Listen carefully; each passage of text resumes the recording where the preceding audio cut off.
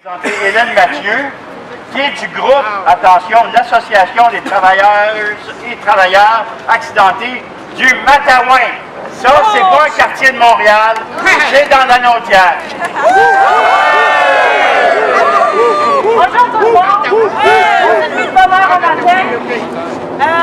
Nous, on fait de la défense collective de droit en région. La particularité, c'est vraiment l'éloignement. C'est correct demain? Oui, mange-les. Alors, je tiens à nous féliciter vraiment tous autant que nous sommes pour notre militance et notre résistance. Nous aussi, tout le monde ensemble actuellement, on défend un droit. Et c'est le droit qui nous est conféré en vertu d'une politique gouvernementale qui est celle de la reconnaissance de l'action communautaire autonome, de son financement et de son autonomie.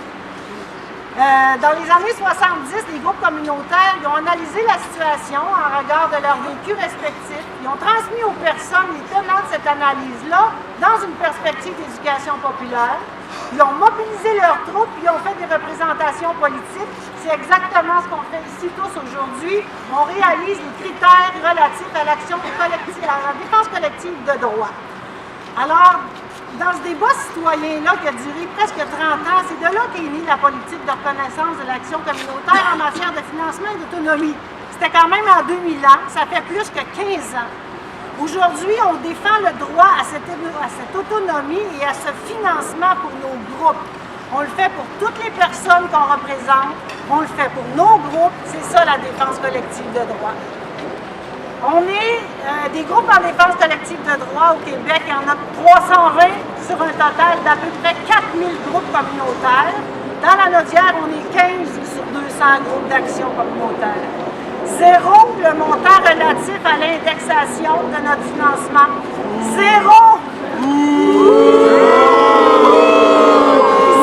le montant relatif à la récurrence de notre financement.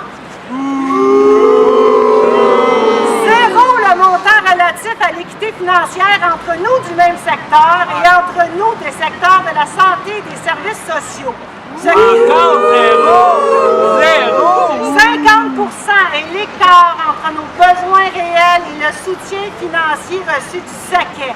40 millions est le montant supplémentaire et récurrent dont nous avons besoin pour accomplir l'entièreté de notre mission, et ce, pour la totalité des personnes qui frappent à nos portes.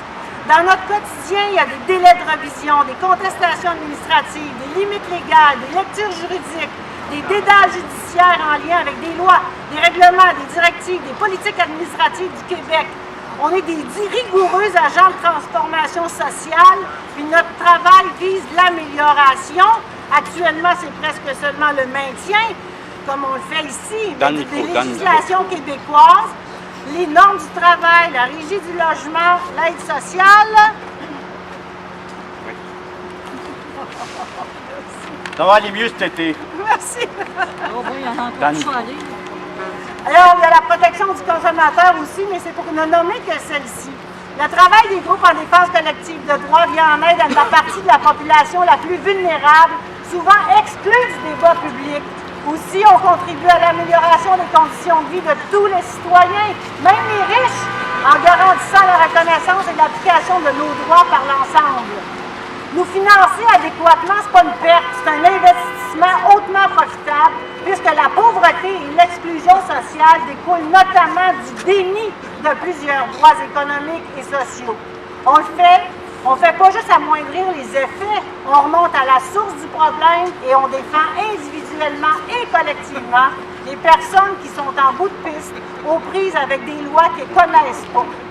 De l'argent, il y en a beaucoup, beaucoup, beaucoup. On demande à ce qu'il soit dirigé vers ceux et celles que nous avons choisis collectivement au fil des luttes sociales, des combats démocratiques et des choix politiques, d'aider, de soutenir et de ne pas laisser périr dans l'indigence. Alors, on réclame haut et fort que le gouvernement du Québec mette en œuvre, et dans tous les ministères, la politique de reconnaissance de l'action communautaire autonome en matière de financement et d'autonomie qui existe depuis 15 ans, n'est-ce pas? Nous sommes tenaces, nous sommes en chien de garde et nous ne lâcherons pas l'os ni le morceau. Nous sommes plus forts qu'ils ne le croient et peut-être que nous le croyons nous-mêmes. Merci.